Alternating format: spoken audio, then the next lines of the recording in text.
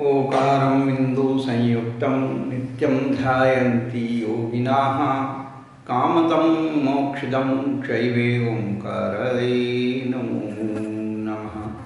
देवादिदेव गज्जरा श्री महावीर भगवान की जय। यलुदाल सांगमयी जन्मानी माता की जय। योगी शीष्टि के समाचार चक्रवर्ती आचार्य सिद्धांत सागर जी महाराज की जय। तत्ति पट्टाधीश आचार्य श्रोमणी गुरुवर्य श्री धर्म सागर जी महाराज की। मम शिक्षा गुरु ज्ञान श्रोमणी आचार्य कल्पीश सागर जी महाराज की जय। तीन कमनों राज की जय। धर्मानुरागी अभ्यात्माओं, पिछले दिनों से हम लोग तत्वार सूत्र के बारे में सुन रहे हैं। विश्व का सबसे रहस्यपूर्ण ग्रंथ है तत्वार सूत्र। इस तत्वार सूत्र पर अनेक आचार्यों ने टीकाएँ लिखी, विस्तार किया।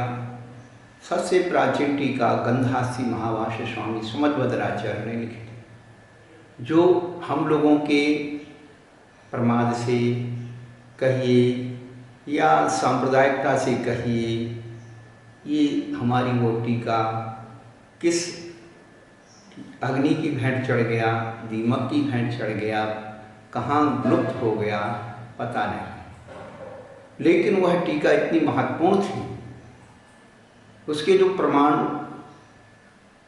दिए हुए हैं, तो लोग उसके बारे में अभी तक ये कहते हैं कि उसमें जीव विज्ञान और पुद्गल विज्ञान यानी अणु और परमाणु का जो विश्लेषण था, जो फार्मूले थे कि पुद्गल की कितनी शक्ति है, उसमें सारी चीज़ें उसमें आचार्य भगवान ने लिखी थी, वो खो गई।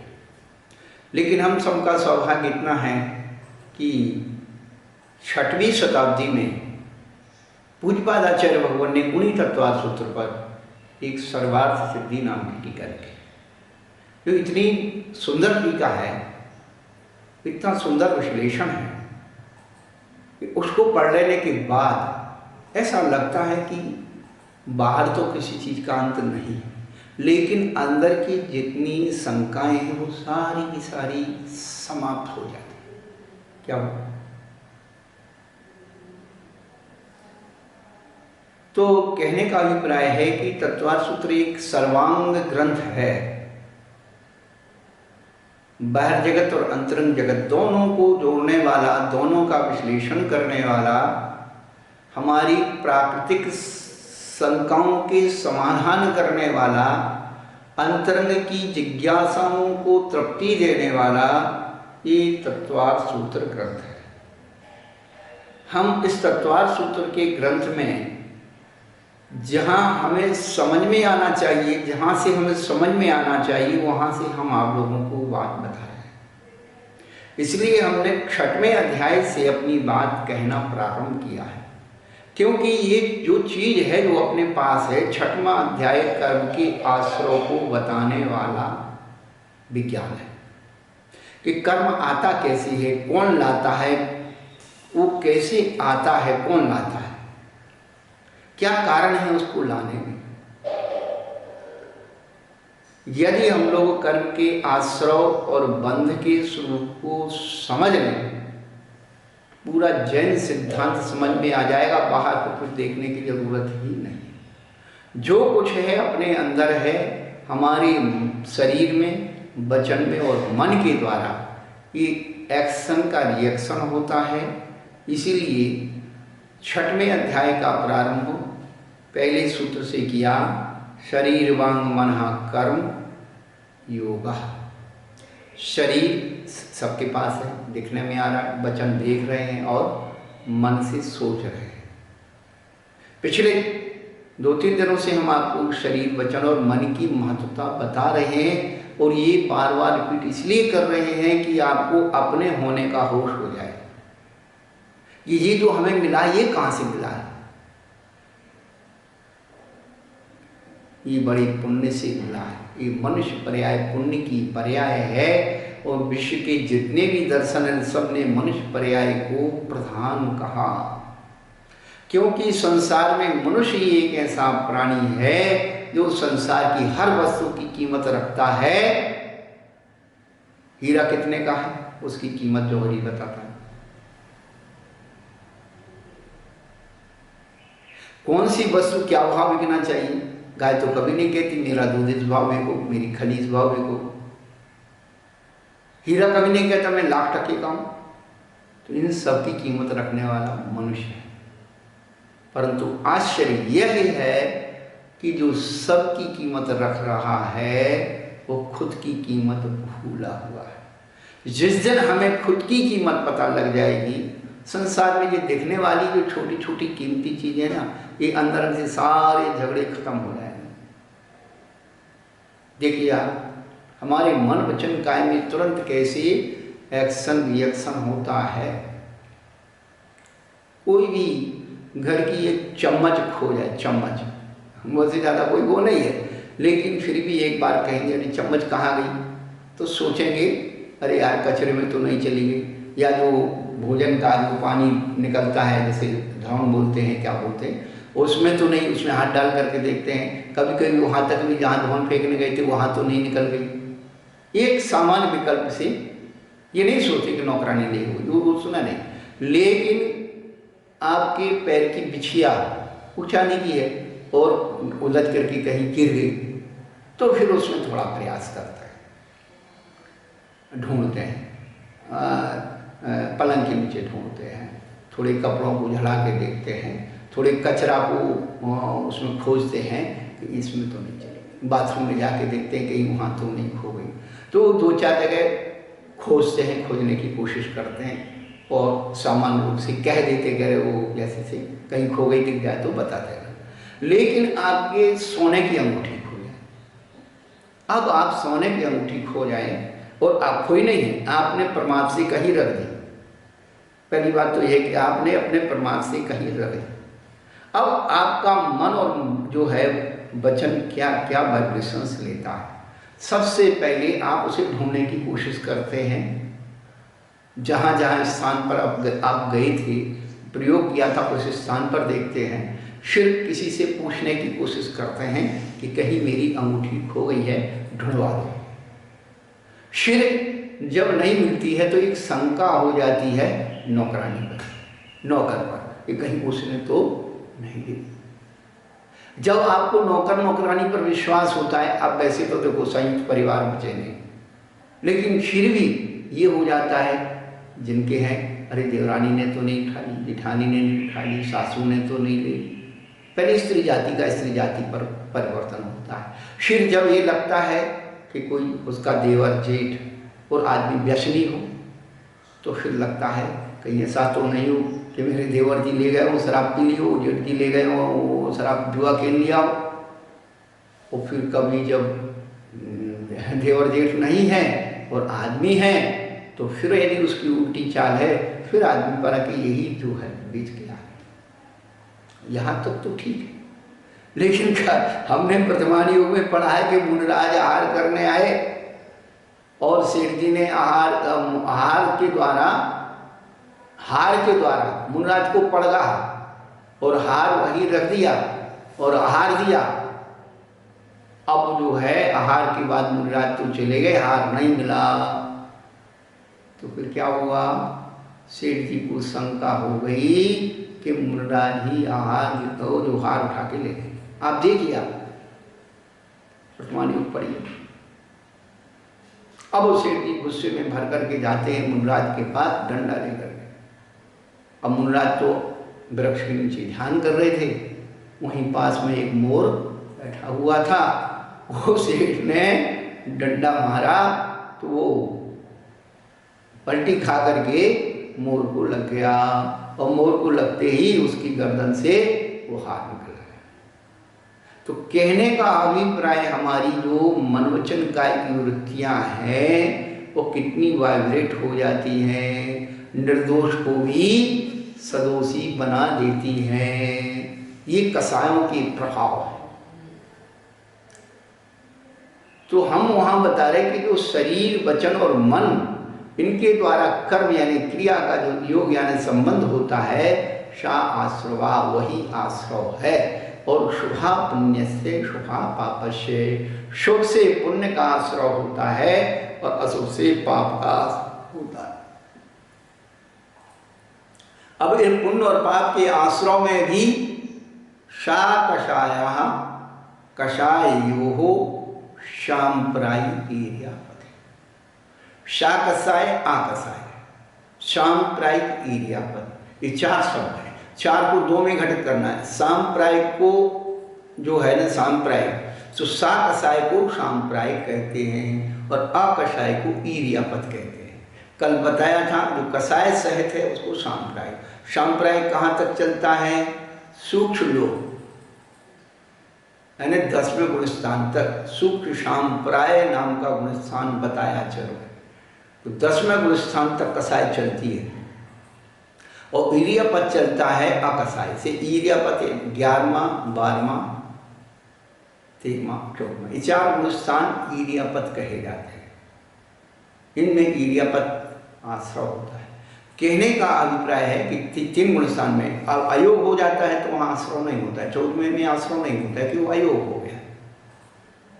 जहाँ तक योग है यानी 11वां 12वां 13वां, इन 3 गुणस्थानों में आश्रव होता है। अयोग हो गया तो अंतिम जो है कारण भी नष्ट होने से कार्य भी नष्ट हो जाता है। तो कहने का अभिप्राय तो ये है कि जो सकषाय यानी सांप्रायिक आश्रव है उससे क्या हमारा स्वरूप है, सांप्रायिक आश्रव में क्या भेद होता है, सांप्रायिक आश्रव की क्या प्रक्रिया है।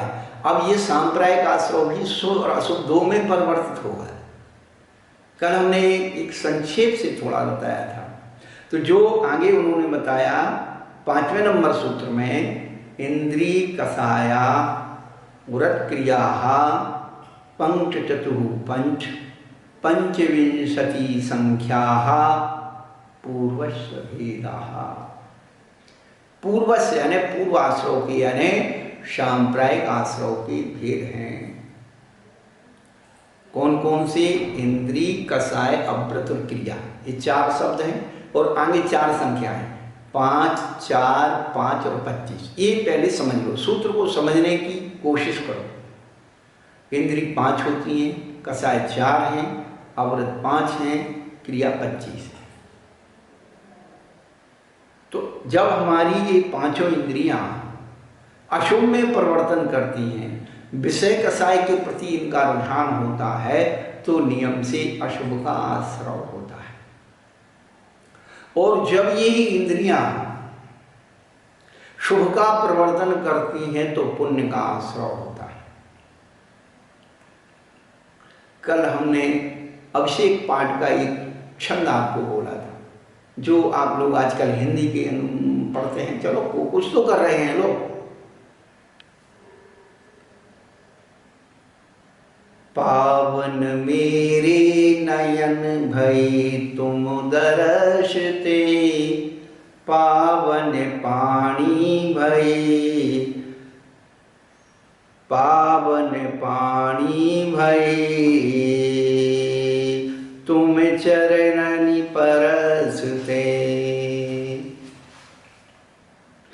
पावन मन हो गयो तिहारी ध्यान ते, पावन रसना मानी तुम्हें गुण गानते।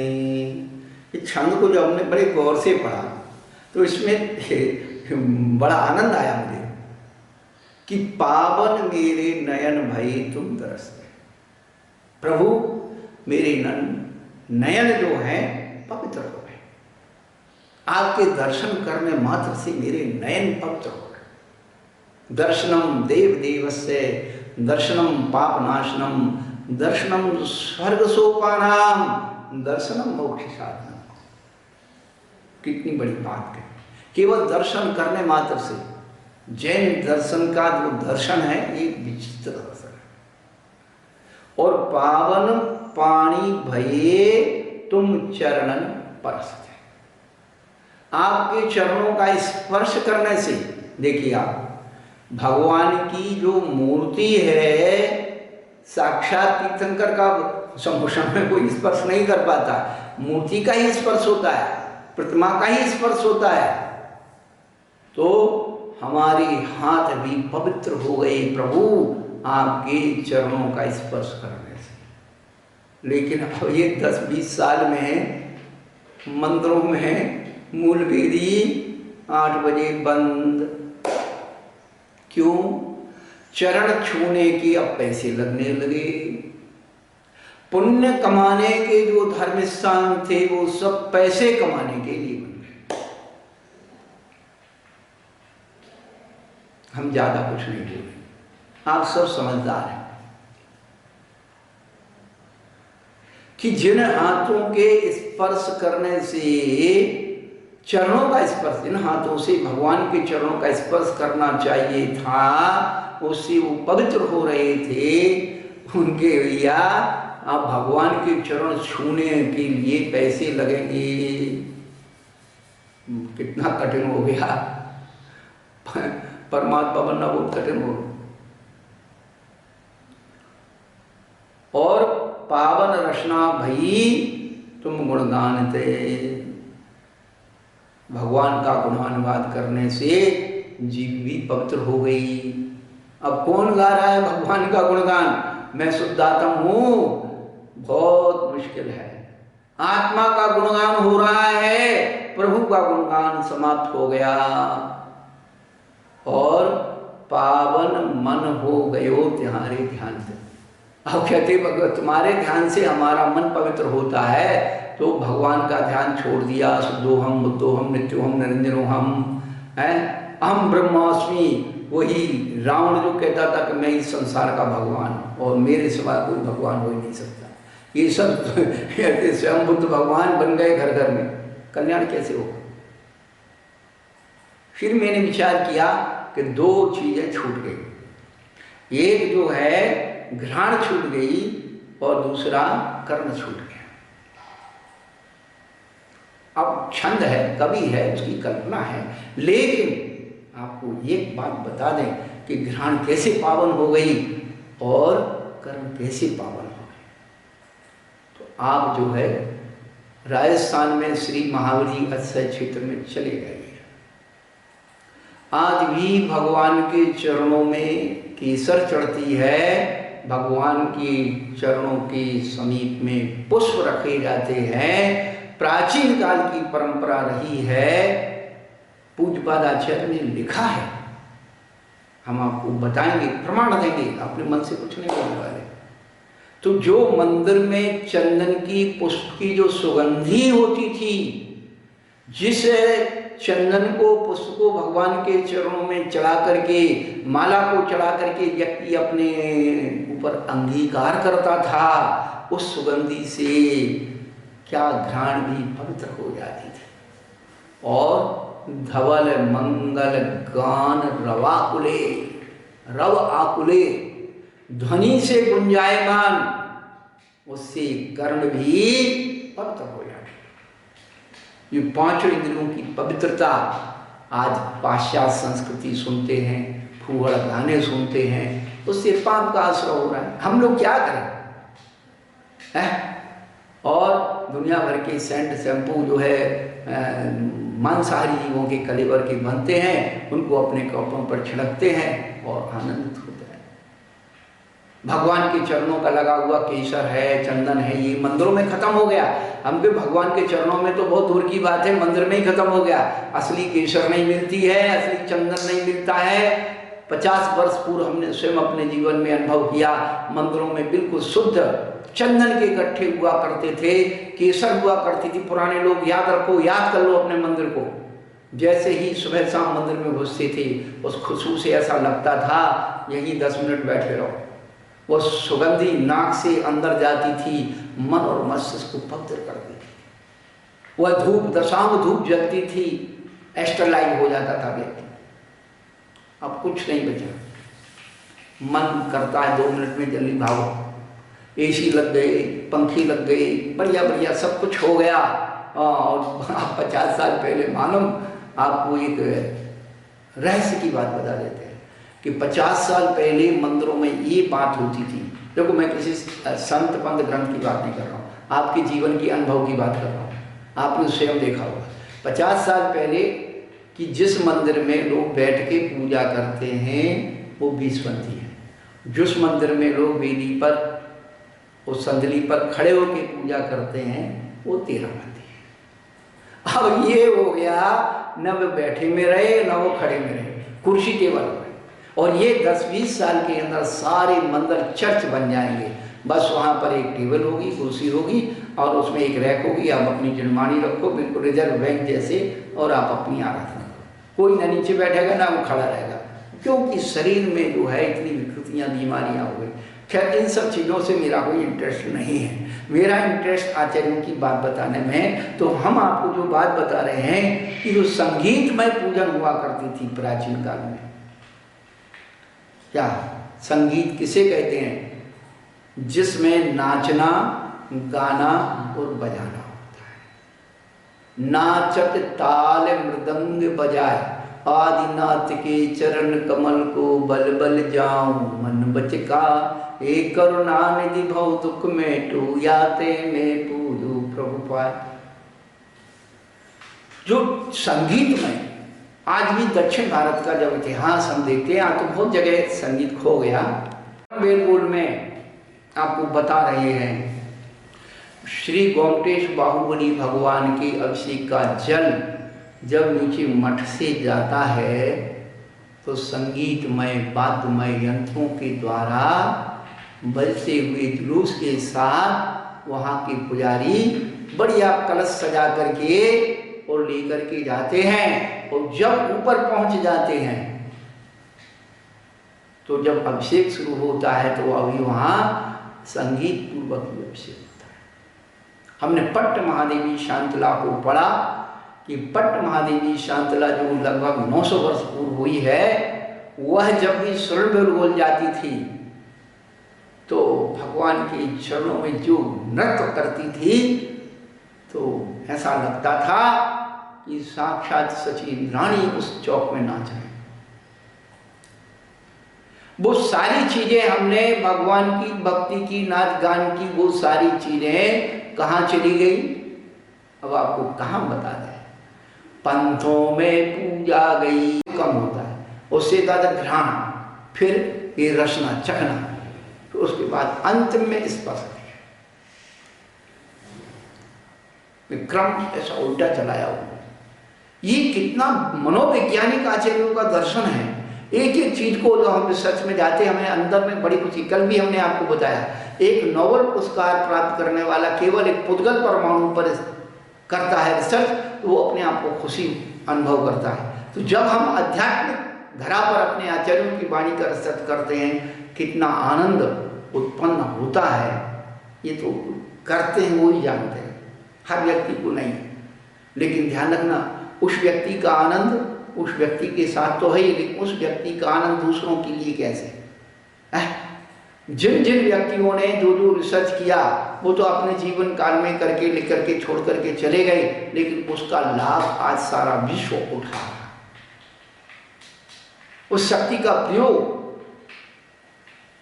अभी हम अहमदाबाद थे, दो वैज्ञानिक अपने जैन धर्म के, एक भंडारी जी थे और एक पोखरना जी थे। दोनों विद्वान जब हमारे संपर्क में आए और हमने उनसे जब बात की और उनको जब हमने ये बताया कि पुद्गल जो है उसकी शक्ति क्या है, और शब्द पुद्गल है, शब्द पुद्गल है और पुद्गल में स्पर्श रस गंध वर्ण कैसे पाए जाते हैं, ये जब हमको संक्षेप में रिसर्च सुनाया तो वे अपनी कुर्सी से खड़े होकर के उचक गए कि ये बात हमने पहली बार सुनी। हमने कहा कि हमारे जैन दर्शन में इतना बड़ा साइंस भरा हुआ है कि आज यदि कोई अच्छा व्यक्ति संपर्क में हमारे आए, हम उसको बता दें तो भय तो ठीक है, सारे विश्व के हर धर्म के, मजहब के, संस्कृति के व्यक्तियों ने कोई ना कोई रिसर्च करके नोबेल पुरस्कार प्राप्त कर लिया। गीतांजलि रविन्द्रनाथ टैगोर की एक शाब्दिक रचना है, साहित्यिक रचना है, हमने उसे पढ़ा। इतनी सहजता अपने दैनिक जीवनचर्याओं का चित्रण उसके अंदर है और उसे नोबेल पुरस्कार मिल गया। हमने चिंतन किया कि साहित्य में कठिनता की जरूरत नहीं है, शब्द की गूढ़ता की जरूरत नहीं है, जो हमारी चेतना को, जो शब्द अंदर से जागृत कर दे, झकझोर दे, अंदर चिंगारी उत्पन्न कर दे, ऐसे शब्दों की जरूरत है। तो रविन्द्रनाथ टैगोर ने उस कविता, एक कविता के भाव मुझे याद रह गए, कितनी सरलता से उन्होंने अपनी बात कही, हे माँ, तू अपने बच्चे को राजसी परिधान पहनाकर उसकी स्वतंत्रता क्यों छीन दी है? क्या है इसमें? इसमें बहुत बड़ा साइंस और विज्ञान है। आजकल बच्चों को बचपन होते ही नाना प्रकार की चीज़ें लगा करके हगीज पहना दिया, सूट बूट पहना दिया, नाना प्रकार के आइटम बना के उसको पहना, और उसके शरीर में जो स्ट्रेंथ आना चाहिए, मजबूत आना चाहिए, प्रकृति के साथ जो रहना चाहिए, वो सब खत्म हो गया। हम रसखान कवि के जब छंद पढ़ते थे, कृष्ण की लीला का वर्णन पढ़ते थे, क्या उसमें वर्णन किया? धूरी भरे अति शोभित श्याम जी, सिर पे बंधी सुर सुंदर चोटी, खेलत खात फिरे अंगना, पग पे जनिया कटपीरी कचोटी। कितना सुंदर एक चित्रण, एक बालक रूप का चित्रण, उसमें उसका सौंदर्य झलक रहा है। धूरी भरे अति, धूरी में खेल रहे, धूरी भरे अति शोभित श्याम, सिर पे बनी सुर सुंदर चोटी, और खेलत खात फिरे अंगना, पग पैजनिया कटपीरी कचोटी। अब किसी बच्चे के पैरों में पैजनिया नहीं है, किसी बच्चे के कमर में कचोटी नहीं है, सूट बूट टूट बूट सब वो जो प्लास्टिक का सामान है वो पहना दिया। अब बच्चों को जो है बिल्कुल शरीर कैसे हो गए, रबड़ जैसे हो गए, कुछ भी नहीं बचा पाते। आज भी ग्रामीण लोगों के बच्चों का, किसान लोगों के बच्चों का शरीर, वो मन से कमजोर हो सकते हैं, धन से कमजोर हो सकते हैं, लेकिन शरीर से आज भी वो बलवान है। क्यों? उन्होंने अपने शरीर को प्रकृति से जोड़ करके रखा। तो कहने का अभिप्राय है कि हम लोग अपनी संस्कृति को अपने इस प्रमाद के कारण, अहंकार के कारण, अधिकार के कारण खो रहे हैं। सबसे पहला कारण अज्ञान, प्रमाद, अहंकार, अधिकार, ये चीजें हमारी संस्कृति को नष्ट कर रही हैं। तो हम आपको पांचों इंद्रियों के बारे में जो बता रहे थे कि पांचों इंद्रियों को यदि हम सही ढंग से प्रयोग करें,